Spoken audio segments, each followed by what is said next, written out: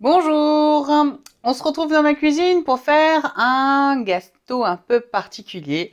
Alors à la période où je fais cette vidéo, nous sommes en pleine Coupe d'Europe, et donc du coup je vous propose un gâteau glacé, un sandwich glacé dans le moule en silicone foot. Alors j'ai comme d'habitude pris de l'avance, donc j'ai fait fondre ici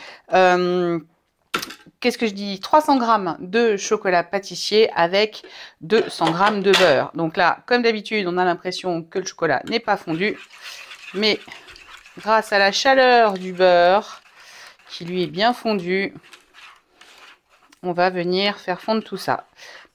Pas impossible, parce que là, j'ai mis quand même beaucoup de chocolat. On va être patient.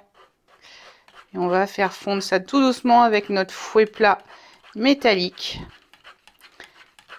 Peut-être avoir besoin de 30 secondes supplémentaires, mais pas sûr. Bon, la patience n'étant pas ma première qualité, non, finalement, ça prend petit à petit.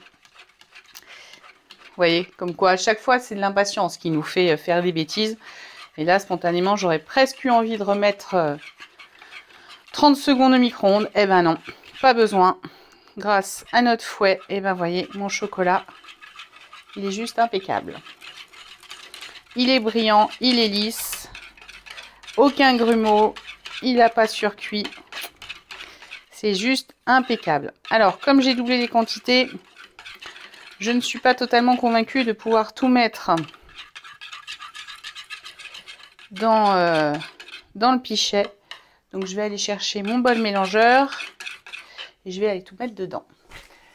L'avantage, c'est qu'il n'est pas très loin. Le voici. Et on va mettre notre chocolat dedans. Vous voyez, hein, comme quoi, il n'y a rien qui colle au fond. Il n'y a pas... Oui, je suis sûre que vous l'avez toutes pensé. Je pourrais prendre ma spatule silicone. Et ben, c'est exactement ce que je vais faire. Passer comme ça. Je récupère, vous voyez, regardez tout ce que je récupère encore comme chocolat. On ne laisse rien avec nos spatules silicone. Rien de rien. Allez. On rajoute à cela, d'ailleurs je vais en avoir besoin de ma spatule, 4 œufs, si je ne dis pas de bêtises. Donc là, hein, le chocolat, hein, malgré les 300 g, j'ai fait cuire 2 minutes à 600 watts. Et là, on va venir rajouter nos œufs.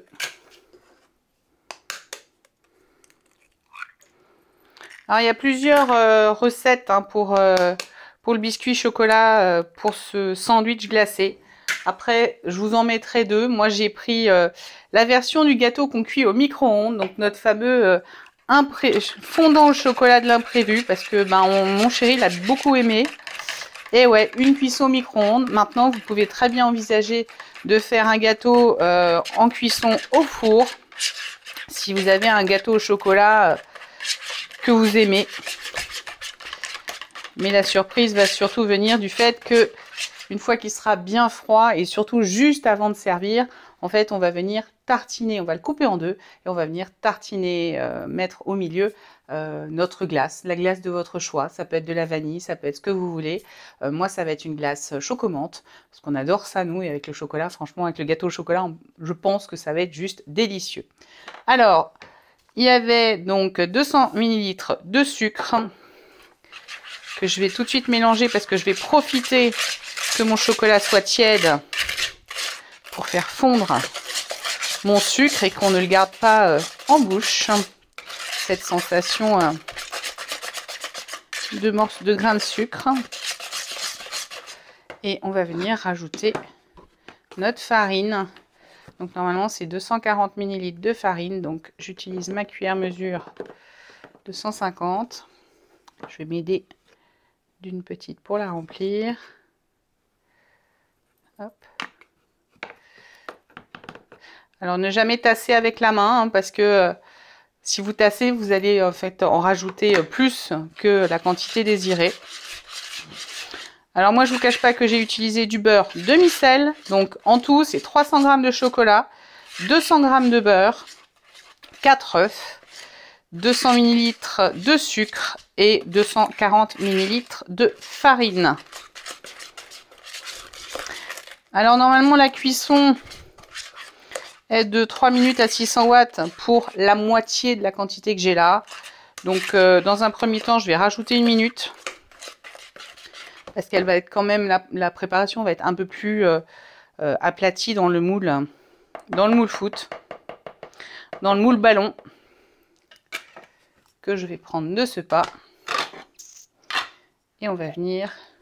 Donc là, je l'ai rincé juste avant de l'utiliser, hein, pour qu'il n'y ait aucune salissure, poussière ou éventuellement traces de gras qui seraient ressorties de mon silicone, parce que je vous rappelle que les traces blanches que vous voyez apparaître sur vos silicones, c'est tout à fait normal. C'est simplement le gras de vos anciennes préparations qui ressort, puisque le silicone absorbe le gras, et ce qui est une bonne chose, parce que c'est ce qui permet justement des démoulages juste impeccables. Bon bah là, comme tout à l'heure, ma spatule silicone a fait le job. Il ne reste plus rien. Donc là, je pense que vu la quantité, je vais même mettre 5 minutes. 5 minutes à 600 watts. Et on se retrouve tout de suite après. Bonsoir. Alors pourquoi je vous dis bonsoir? Parce que c'est le soir, que je m'apprête à servir mon dessert pour mes invités. Et du coup, je vais faire une préparation minute en fait de mon sandwich glacé. On a fait ensemble le gâteau au chocolat. Vous le voyez, il a bien refroidi. J'ai pris mon couteau à pain pour pouvoir le couper en deux. J'y vais quand même délicatement parce que c'est vraiment un gâteau très compact que je vous ai fait, hein, donc faut aimer le gâteau très dense. J'ai pris ma glace préférée, vous prenez celle que vous voulez, vanille. J'avais pensé également prendre de la glace à la menthe, parce que mon chéri aime beaucoup menthe chocolat. Moi j'ai pris ma glace préférée qui est de la glace au yaourt, j'adore ça.